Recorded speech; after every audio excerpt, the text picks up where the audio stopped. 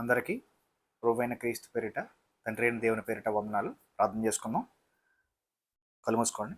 పరలోకమందున్న మా తండ్రి, ఇన్ని దినాలు మమ్మల్ని సజీవులుగా ఉంచావయ్యా తండ్రి. నీ రెక్కల హస్తం కింద అయ్యా తండ్రి మమ్మల్ని ప్రాణాలతో ఉంచారయ్యా తండ్రి. మా తోటివారు తండ్రి, మాకంటే పెద్దవారు తండ్రి, అనేక మంది ఈ లోకాన్ని వదిలేసి వెళ్ళిపోయినప్పుడు అయ్యా తండ్రి మీరు మాతో ఉన్నారయ్యా తండ్రి, మమ్మల్ని నడిపిస్తున్నారయ్యా తండ్రి. ఇదిగో దేవా తండ్రి, నీకోసం ఒక కార్యక్రమాన్ని మొదలు పెట్టామయ్యా తండ్రి. నీ జ్ఞానాన్ని అనేక మందికి చెప్పడానికి ఒక కార్యక్రమాన్ని మొదలు పెట్టామయ్యా తండ్రి. దేవతండ్రి, ఈ కార్యక్రమాన్ని దీవించండి, ఆశీర్వదించండి. అనేక మందికి నీకు వచ్చిన విషయాలు తెలియడానికి సహాయం దయచేయమని యేసుక్రీస్తు వారి పేట బ్రతుకులు పెట్టుకుంటున్నాం తండ్రి. ఆమేన్. ఈ కార్యక్రమాన్ని వీక్షిస్తున్న మీ అందరికీ వందనాలు. ఈ రోజు నుంచి ఒక కొత్త కార్యక్రమం స్టార్ట్ చేసాం. బైబిల్లో ఉన్న అనేక విజ్ఞాన విషయాలు, అనేక మహోన్నతమైన దేవుని గురించిన విషయాలు అనేక మందికి తెలియాలన్న ముఖ్య ఉద్దేశమే ఈ కార్యక్రమం. ప్రతిరోజు ప్రతి శనివారం సాయంత్రం 7 గంటలకి మీ ముందుకు వస్తాం. దేవుని గురించిన కొన్ని విషయాలను మీతో పంచుకుంటాం. ఇంచుమించు ఒక 15 నుంచి 10 నిమిషాల వరకునే ఉంటుంది ఈ కార్యక్రమం. అందరికీ ఎవరైతే బైబిల్లో ఉన్న విజ్ఞాన విషయాలు తెలుసుకోవాలనుకున్నారో, ఎవరైతే కొత్త కొత్త విషయాలు తెలుసుకోవాలనుకుంటున్నారో వారందరికీ ఈ కార్యక్రమాన్ని షేర్ చేయండి. ముఖ్యంగా యంగ్స్టర్స్కి ఈ కార్యక్రమాన్ని షేర్ చేయండి.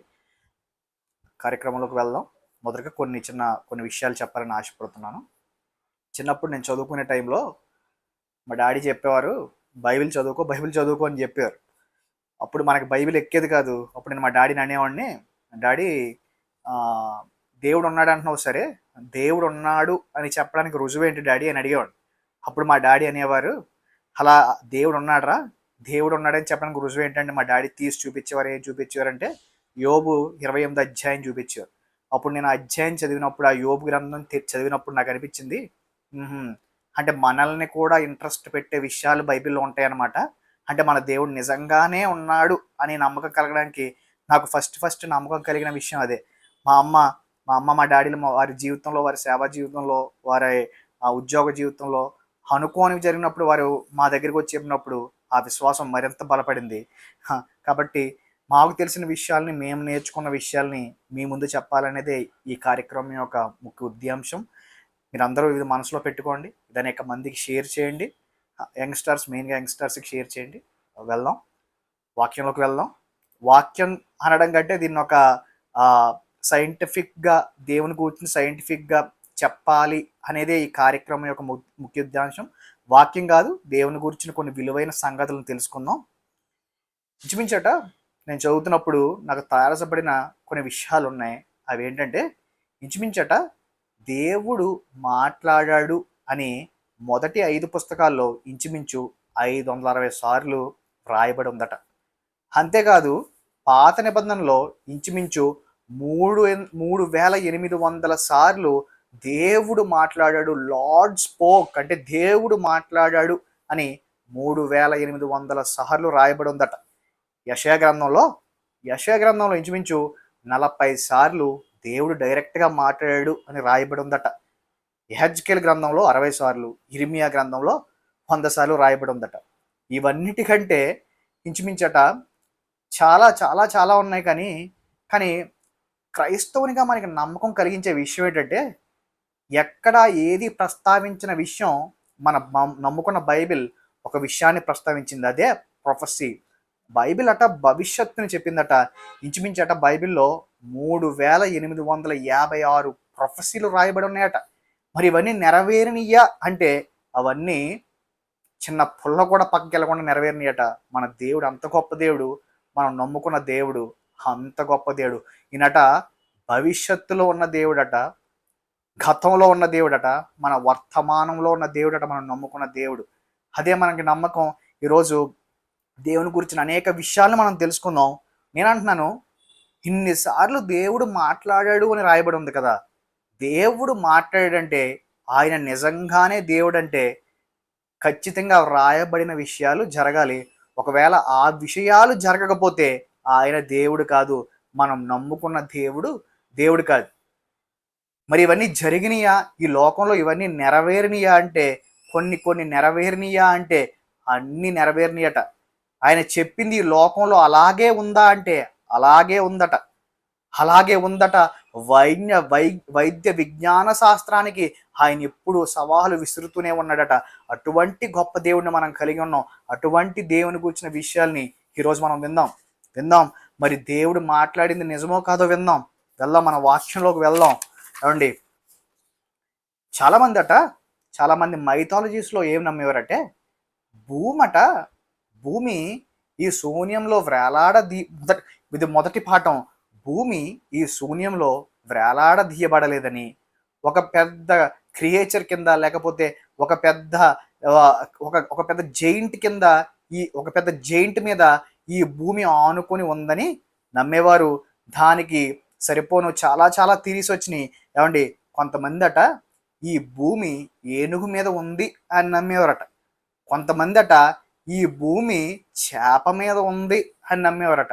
కొంతమంది ఈ భూమి ఒక పెద్ద బుల్లు మీద ఉంది. అంటే బుల్ అంటే తెలుసు కదండి, ఆవు దూడ ఆకారంలో బుల్, ఒక పెద్ద బుల్లు మీద ఉంది అని నమ్మేవారట. ఏమండి, కొన్ని మైథాలజీస్ అయితే కొన్ని గమ్మత్తైన విషయాలని చెప్పాయి. నేను చెప్తాను వినండి ఒకసారి. చైనీస్ మైథాలజీ నువ్వే అనే దేవత ఒక గొప్ప ప్రళయం తర్వాత తాబేలు యొక్క 4 కాళ్ళు నరికేసి ఆ 4 కాళ్ళ మీద ఈ భూమిని పెట్టింది అని నమ్మేవారట చైనీస్ మైథాలజీ ప్రకారం. ఏమండి, నార్స్ మైథాలజీ తెలుసు కదండి, భవిష్యత్తును కూడా నార్స్ మైథాలజీ గ్రహించింది. ఏమండి, నార్స్ మైథాలజీలో ఏం నమ్మేవారంటే జోర్ముంగ్డర్ అనే ఒక పాము ఆ భూమిని ఎలా చుట్టుకుని ఉంది, ఇలా చుట్టుకుని తన తోకని ఇలా కరుచుకుని ఉండడం వల్ల భూమి అలా స్థిరంగా ఉంది. ఎప్పుడైతే అది దాని తోకను వదిలేస్తుందో భూమి కిందకి పడిపోద్ది, మనం అనంత విషయంలో ఎక్కడికో జారిపోతామని నమ్మేవారట. నేటివ్ అమెరికన్స్ నమ్మేవారట ఒక మహిళ ఆకాశం పైనుండి ఇలా పడి భూమిగా అవతరించింది. పడ్డమే ఎక్కడ పడిందని నమ్మేవారట, ఒక పెద్ద తాబేలు మీద పడింది అని నమ్మేవారట అండి. ఇటువంటి బిలీఫ్స్ ఎన్నో ఉన్నాయి. కొంతమంది అనుకునేవారట ఈ భూమి ఒక రాక్షసుడి కళ్ళలో ఉంది, ఆ కళ్ళే భూమి అనుకునేవారట. ఏమండి, ఇలాంటి గమ్మత్తైన విషయాలు చరిత్రలో ఎన్నో ఉన్నాయి. కనుక బైబిల్లో ఇంచుమించు యెషయా 26:7 ఇలా రాయబడిందట, ఈ భూమినట ఆయన శూన్యములో వేలాడదీసిడట. ఈ భూమినట ఆయన శూన్యంలో వేలాడదీసిడట. ఇంచుమించు 600 నుంచి 800 BC ఈ మధ్య వ్యవధిలో యెషయా అనే గ్రంథం హీబ్రూ భాషలో రాయబడి ఉంది. ఏమండి, ఈ విషయం ఇంచుమించు 1650 సంవత్సరాల వరకు ఏమండి ఎవరు శాస్త్రవేత్తలు చెప్పలేకపోయారు. ఇంచుమించు క్రీస్తు పూర్వం 500 సంవత్సరాల నుంచి 600 సంవత్సరాల క్రితం దేవుడు చెప్పాడట ఈ సృష్టిలో ఈ భూమి వేలాడదీయబడిందట. ఏమండి, మరి వేలాడదీయబడిన భూమి అలా స్థిరంగా ఎలాగుంటుందంటే గ్రహాలకి మధ్య ఆకర్షణట, సూర్యునికి భూమికి మధ్యన ఆకర్షణట. ఏమండి, ఈ సృష్టిలో ప్రతిదీ ఆకర్షణ వల్ల నిలవబడుతుందట. దేవుడు అంటున్నాడు, మిమ్మల్ని నేను ఆకర్షించితే గాని మీరు నా దగ్గరికి రాలేరు అంటున్నారు. ఏమండి, యెషయా 26:7 ఈ విషయాన్ని దేవుడు ప్రస్తావించాడు. ఈ భూమినట శూన్యంలో ఏం చేశాడు, ఆయన వేలాడదీశాడండి. ఎంత గొప్ప దేవుడు అండి. అంటే తన భక్తులతో తన భక్తులతో తన పిల్లలకి తెలియాలండి ఇటువంటి విషయాన్ని దేవుడు రాయించాడు. ఏమండి, భూమిని ఇప్పుడు శూన్యంలో వేలాడదీయబడిందట. వేరే విషయాన్ని దగ్గరికి వెళ్దాం. ఏమండి, మనం చూసే ఇది 2వ పాఠం. ఏమండి, మనం చూస్తున్న నీళ్ళు, మనం త్రాగే నీళ్లు, మనం పీల్చే గాలి, మనం చూస్తున్న పర్వతాలు, మన పైనున్న ఆకాశం, ఇవన్నీ మన కంటికి కనిపించని వస్తువులచే నిర్మింపబడిందట. ఇది 2వ పాఠం. ఇవన్నీ మన కంటికి కనిపించని వస్తువులచే నిర్మింపబడ్డాయట. దీన్నే అంటారు యాటమ్ అంటారు, దీన్నే అంటారు పరమాణువు అంటారు. ఏమండి, పరమాణువు అంటే ఏంటి, యాటమ్ అంటే ఏంటి? ఏమండి, పరమాణువు అంటే పదార్థంలో, ఏమండి అర్థం చేసుకొని ట్రై చేయండి. నేను కూడా పెద్ద ఫిజిక్స్ క్లాస్కి కెమిస్ట్రీ క్లాసులకి వెళ్ళేవాడిని కాదు. అప్పుడు చదవని విషయాలన్నీ దేవుడి కోసం ఇప్పుడు చదవలసి వస్తున్నాయి. మనంతా క్లాసులు ఎగ్గొట్టే బ్యాచ్ మంది. ఏమండి, అప్పుడు నాకు పెద్ద ఇంట్రెస్ట్ ఉండేది కాదు. ఇప్పుడు నేను చదవని పాఠాలు దేవుని కోసం చదవలసి వస్తున్నాయి. ఏమండి, పరమాణువు అంటేనంట పదార్థంలో అతి చిన్న భాగాన్ని పరమాణువు అంటారంట. ఏమండి, విభజించలేని కణమట యాటమ్ అంటే ఆ కణం ఇంకా కంటికి కనపడదు, విభజింపబడదు. ఏమండి, ఈ యాటమ్స్ ఈ పరమాణువులట ప్రోటాన్స్, న్యూట్రాన్స్, ఎలక్ట్రాన్స్, న్యూక్లియస్తే నిర్మింపబడ్డాయట. అర్థమవుతుందా మీకు? ఏమండి, కంటికి కనిపించని కణంలో ఇన్ని కణాలచే నిర్మింపబడిందట. ఏమండి, ఏమండి క్రీస్తు పూర్వం 5వ శతాబ్దంలో గ్రీక్ శాస్త్రవేత్త డెమోక్రటిస్ డెమోక్రటిస్ దీన్ని ఫస్ట్ ఒక తన ఫిలాసఫీలో ఈ విషయాన్ని ప్రస్తావించాడు. కంటి కనిపించని పదార్థములచే ఈ సృష్టి నిర్మింపబడిందండి. గుర్తుపెట్టుకోండి, అదొక థియరీ మాత్రమే. ఏమండి క్రీస్తు పూర్వం 5వ శతాబ్దంలో డెమోక్రటిస్ అనే గ్రీకు శాస్త్రవేత్త ఈ విషయాన్ని ప్రస్తావించాడు. ఏమండి 1808వ సంవత్సరంలో John Dalton, father of modern atomic theory, ఇంచుమించు 1808వ సంవత్సరంలో ఈ విషయాన్ని ప్రస్తావిస్తే ఎన్నో ఎన్నో ఎన్నో పరిశోధనల తర్వాత 1932లో కానీ ఈ విషయం ఒక కొలిక్కి రాలేదు. ఏమండి దేవుడు అంటున్నాడు క్రీస్తు శకం ఇంచుమించు హెబ్రీలు 11వ అధ్యాయం 3వ వచనంలో క్రీస్తు శకం 60 నుంచి 70 సంవత్సరాల్లో ఈ విషయాలు రాయబడింది. ఏమండి మీ కంటికి కనిపించని పదార్థములచే ఈ భూమినట ఆయన సృష్టించాడండి. ఏమండి ఎంత గొప్ప దేవుడు అండి. ఎన్నో ఎన్నో ఎన్నో ప్రయోగాల తర్వాత ఇన్ని విషయాలు తెలుస్తున్నాయి. ఆయన అంటున్నాడు మీ క్రీస్తు శకం 60 నుంచి 70 సంవత్సరాలు ఇంచుమించు అప్పుడు హెబ్రీలు 11 అధ్యాయం 3వ వచనం రాసి ఉంటుంది. ఏం రాసి ఉంటుందంటే మీ కంటికి కనిపించని పదార్థములచే ఈ సృష్టిని ఆ మహాదేవుడు సృష్టించాడట. ఏమండి ఈ సృష్టిలో ఆయన మహిమ కనపడుతుందట, ఆయనలో ప్రభావం ఉందట, ఆయన అట ప్రభావమును మహత్యమును వస్త్రముగా ధరించడట. ఈ సృష్టినంట మీ కంటికి కనిపించని పదార్థములచే నిర్మించడట. చూసారా, ఈ సృష్టిలో కనబడని వస్తువు కూడా కనబడే ఆ దేవుని మహిమను వివరిస్తుంది. ఏమంటే ఈరోజు మనం రెండు విన్నాం. ఒకటి ఏంటంటే కంటికి కనిపించని పదార్థములచే ఈ సృష్టిని సృష్టించాడు. ఇంకొకటి ఏంటి, ఈ భూమినట శూన్యములో వేలాడదీసాడట. ఇంకా మనం మూడో పాఠానికి వెళ్దాం. ఏమండి ఈ మూడో పాఠం దీని గురించి అంటే భూమినట చాలా మైథాలజీస్లో కొన్ని విషయాలు అనుకునేవారట. అటువంటి విషయాలు ఏంటంటే భూమి అట ఫ్లాట్గా ఉందట, అంటే ఫ్లాట్గా ఉంది అనుకునేవారటండి. ఏమండి మీకు ఒక వెరైటీ విషయం చెప్పనా, కొంతమంది వచ్చాట మంచోళ్ళు భూమి గుండ్రంగా ఉంది అని చెప్పారట. అలా చెప్పినందుకు అలా చెప్పిన వాళ్ళని కూడా చంపేశారట.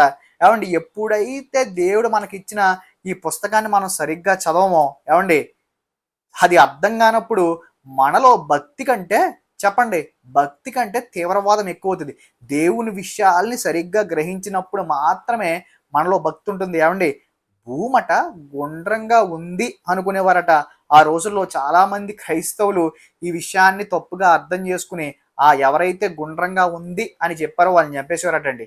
ఈ లోకాన్ని అనుకున్నారట ఇదిగో బైబిల్ కూడా తప్పు చెప్తుంది అనే విషయం ఈ లోకానికి ఒక రాంగ్ సిగ్నల్ పంపించారట ఆ రోజు ఉన్నవారు. ఎందుకు బైబిల్ సరిగ్గా చదవకపోతే ఇటువంటి ఆలోచనలు వస్తాయి మనకి. ఏమండి గ్రీక్ ఫిలాసఫర్స్ అనుకునేవారట అప్పట్లో మహాసామ్రాజ్యాలు ఏముందండి, గ్రీకు, రోమా ఇవే కదా, ఇంకేంటి మెసోపోటేమియా, ఈజిప్ట్ సివిలైజేషన్ ఇవే కదా. ఏమండి గ్రీకులు అనుకునేవారట భూమి ఫ్లాట్గా ఉంది అనుకునేవారటండి. ఏమండి ఈజిప్టియన్స్ అనుకునేవారట మనం చూస్తున్నామే ఈ ఈ పర్వతాలు ఆకాశాన్ని అలా పట్టుకుని తెరలా ఉంటే ఈ భూమి ఫ్లాట్గా దాని కింద ఉంది అనుకునేవారంట. ఏమన్నా నేను అనుకుంటున్నాను బహుశా ఆకాశాలను అందుకోవాలనుకునేమో అలా అంత పెద్ద పెద్ద పిరమిడ్లు పెట్టారు. ఇటువంటి థియరీల్లోంచి అటువంటి ఆలోచనలు వస్తాయి. ఏమండి మహా సివిలైజేషన్గా చెప్పుకునే మెసోపోటేమియా సివిలైజేషన్ అనుకునేదట ఒక పెద్ద నది ఉంది, ఆ నదిలో పల్లంగా ఉన్న ఈ భూమి అలా ప్రవహిస్తుంది కాబట్టి ఈ భూమి ఫ్లాట్గా ఉంది అనుకునేవారంటండి. ఏమండి దేవుడు ఈ విషయాన్ని ఎక్కడ ప్రస్తావించాడో తెలుసా, యెషయా 40వ అధ్యాయం 22వ వచనంలో ప్రస్తావిస్తూ అంటున్నాడు. ఆయనట భూమండలం మీద ఆసీనుడై ఉన్నాడట. ఆయన ఎక్కడ ఆసీనుడై ఉన్నాడు, భూమండలం మీద ఆసీనుడై ఉన్నాడట. ఏమండి భూమి ఆయన పాదపీతమట, ఆకాశం ఆయన సింహాసనమట. ఇప్పుడట ఆయనట భూమండలం పైన ఆసీనుడై ఉన్నాడట. ఏమండి దీని హీబ్రూలో ఈ భూమండలాన్ని హీబ్రూలో ఏమంటారంటే చుగ్, CHUWG చిగ్గు అంటారు. దీని అర్థం ఏంటంటే సర్కిల్ అంటే వృత్తాకారం, ఏమండి రౌండ్, స్పీర్ అంటే గోళాకారం, ఏమండి సర్క్యూట్ అంటే చుట్టూ లేదా చుట్టుకుని ఉండడం. మళ్ళీ చెప్తున్నాను, సర్కిల్ అంటే చుగ్, భూమండలం హీబ్రూ భాషలో చుగ్ అంటే అర్థం ఏంటంటే సర్కిల్, వృత్తాకారం, ఏమండి రౌండ్, స్పియర్ గోళాకారం, సర్క్యూట్ చుట్టుకుని లేకపోతే చుట్టుకుని ఉండే దాన్ని సర్క్యూట్ అంటారు. ఏమండి యెషయా 40 అధ్యాయం 22 వచనం ప్రస్తావిస్తా అంటున్నాడు.